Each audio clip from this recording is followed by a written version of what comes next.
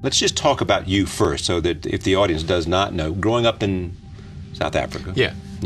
And how did you end up in Canada?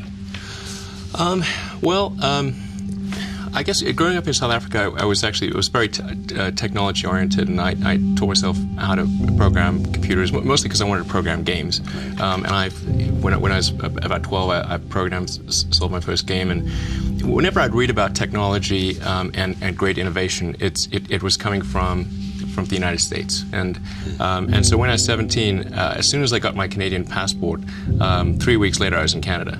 So after PayPal, that gave me a fair bit of capital, and there were three areas. When I was in college, there were three areas that I thought would most affect the future of humanity, and those were the internet, the transition to a sustainable energy and transportation sector, and the third was space exploration, in particular the extension of life to multiple planets. It really wasn't from the perspective of what's the rank-ordered best way to make money, which is okay, but it was really what I think is going to most affect the future of humanity. So that's the basis for SpaceX, Tesla, and Solar City. And when I started SpaceX, initially I thought that, well, there's no way one could possibly start a rocket company. I wasn't that crazy. So I actually went to Russia 3 times to look at buying a refurbished ICBM. So after my third trip, I said, okay, well, what we really need to do here is try to solve the space transport problem, and started SpaceX. This was against the advice of pretty much everyone I talked to. It was tough going there in the beginning because I'd never built anything physical. I mean, I'd built like little model rockets as a kid and that kind of thing, but I'd never had a company that built anything physical.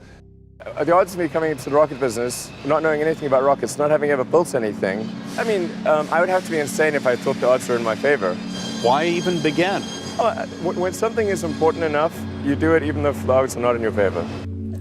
And so we did all that and then failed 3 times. It was tough going.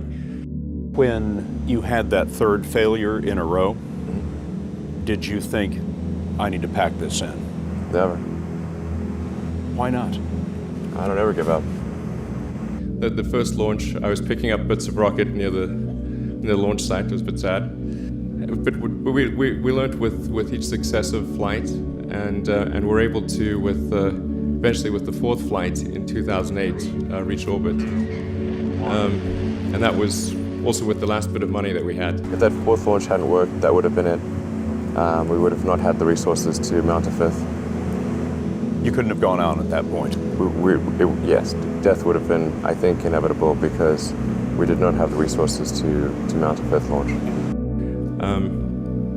And then on the Tesla front, the goal with Tesla was really to try to show that what electric cars can do, because people had the wrong impression. We had to change people's perception of an electric vehicle, because they used to think of it as something that was slow and ugly and had low range, kind of like a golf cart. So that's why we created the Tesla Roadster, to show that you can be fast, attractive, and long range. So we made the Tesla Roadster, and now we're coming out soon with the Model S, which is a 4-door sedan.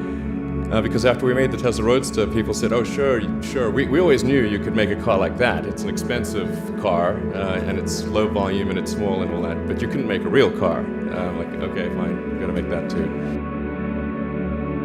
A lot of people, a lot of experts, maybe journalists, all the kind of, the public in general have a lot of doubt about whether it's possible.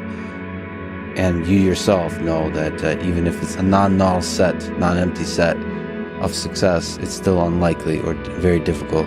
Like, where do you go to, both personally, intellectually, as an engineer, as a team, for source of strength needed to sort of persevere through this and to keep going with the project, take it to completion? That's really not how I think about things. I mean, for me, it's simply this is something that is important to get done, and we should just keep doing it, or die trying. And I don't need a source of strength. So quitting is not even like. It's not in my nature. And I don't care about optimism or pessimism. Fuck that, we're going to get it done. Creating a company is almost like having a child. So it's sort of like, how do you say your child should not have food? So once you have the company, you have to feed it and nurse it and take care of it, even if it ruins you. Yeah.